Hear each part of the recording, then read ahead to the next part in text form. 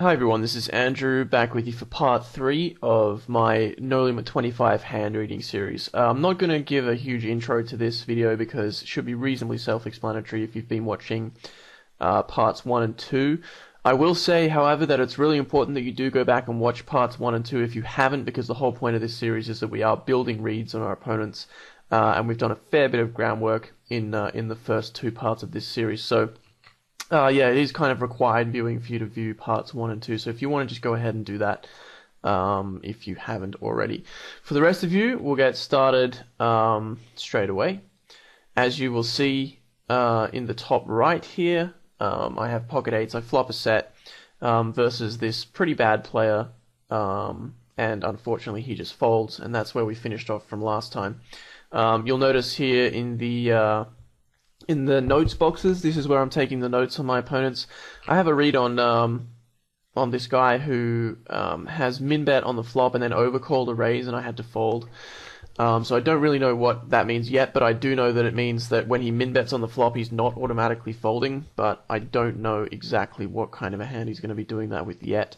Then down here it looks like we have the read on this guy who we've tangled with a little bit, but haven't really got enough information on him to say exactly what he's up to yet. So I've just put the note like straightforward, hard to say, no spots.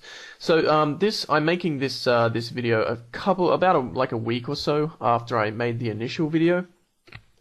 So what that means is that I can't actually remember exactly what happens in a lot of these hands. So that's going to be pretty interesting for me to basically analyze them cold. But I think that makes for a pretty interesting video as well. Yeah, okay, it's sort of coming back to me now. This Chameleon one guy, I have like reads for him that I remember from after the session, but at this point I wouldn't really know. I wouldn't really know anything about him, but I do remember sort of what happened after, that my complete read on him. Having my complete read on him, I probably wouldn't call the Queen 9 here. I'd probably 3-bet or fold, but I didn't have that read on him at the time. He just seemed pretty tight, straightforward. So I'm going to go ahead and defend the Queen 9. Certainly very standard, blind versus blind. But versus a guy who turned out to be as tight and solid as this guy, I can probably lay it down or go for a 3-bet. But as it is, I think it's fine. On this board, it's certainly not a terrible board for me.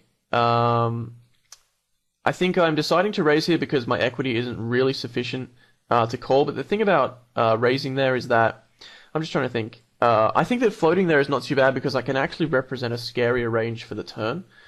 And I think that I hadn't really considered that when I was playing the session. If I actually float this flop, I can represent a king, I can represent a 10, possibly a 3, any flush draw, any straight draw, which makes pretty much every turn card quite bad for him. In addition, I do have a gut shot, and my queen is possibly live as well.